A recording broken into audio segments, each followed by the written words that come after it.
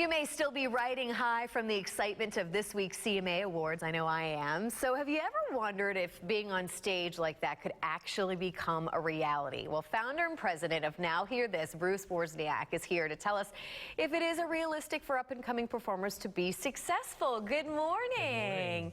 It's been fascinating. We've been chatting a lot here before this segment. And talk about first, because this is your passion, and kind of helping artists kind of, make their way to the surface when there's so many these days. Absolutely. And you have a podcast that's really taken off because you kind of help people too, right? Yes, that's been very enjoyable. Every week for 2.5 years now, more than 2.5 years, I've done a podcast where I'm interviewing people who are having success in the entertainment business, but in a way that we ask the obvious questions, let them promote, but also to draw lessons out of them, because there are so many people that are so talented that are trying to get ahead and get the edge and say, well, what are the tips that I can learn so that I can get my song placed in film and television, or I can fund my next album with a crowdfunding campaign, or I can get booked at better venues. So it's exciting to hear these stories, but to also know that people are listening every week to say, I'm going to take the next step in my career. Well, and people like kind of pulling back the curtain and finding out how things worked and how they got. Very much so. We were talking, I watched the CMAs this week.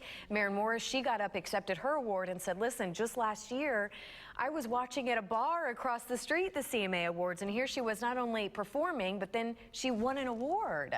So what is the secret to success, do you think, in today's culture? Because it's changed than what it was 15, 20 years So much has changed over the years. The industry is so different now. If I knew what the secret was, by the way.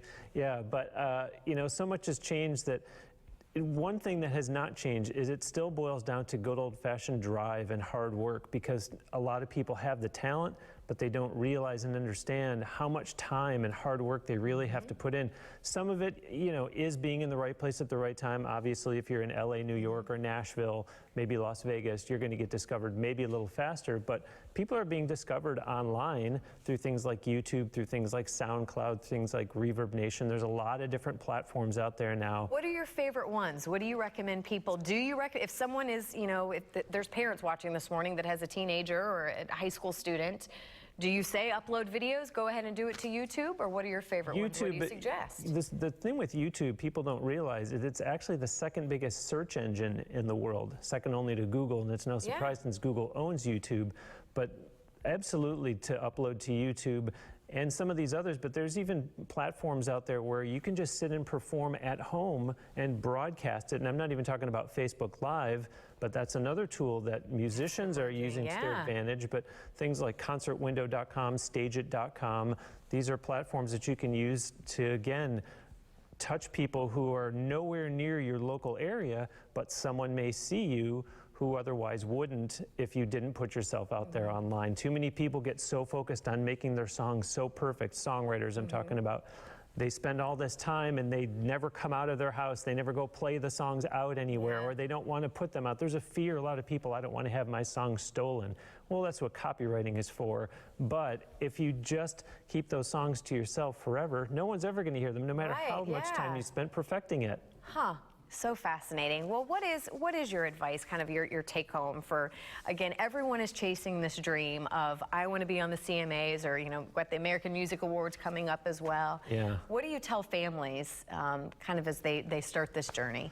Well, to families, my advice is a little bit different from the people who are moved out and established and maybe they're in their late 20s, et cetera, because the families will love on their children and will support them and will encourage them to do everything they can. But at some point, you need to get an uninterested third party to really step in that knows the music business, not, well, dad's a realtor, but he loves his daughter, so he helps her out. Well, what does he know about promoting or about entertainment? So, of course, they're going to encourage their children, but get them into competitions where there are judges who know the business, not judges who are sponsors that are telling everyone, you look lovely, you sounded great, but some helpful advice, some helpful criticism, and the more that they can get out there and get the reps, the better off they'll be, because doing it at home in front of mom and dad isn't going to get him anywhere. They need to be out. There's so many open mics that you can go to. There's so many opportunities online, as we said, that it really is to put in the time, and it's not too early to start. I know a 14-year-old that's tremendously talented in this area, and she's only 14, but she's going to have a bright future ahead of her because of her talent and because I can tell she's willing to put in the time. I could talk to you all day. If people want to find your podcast, where do you tell them?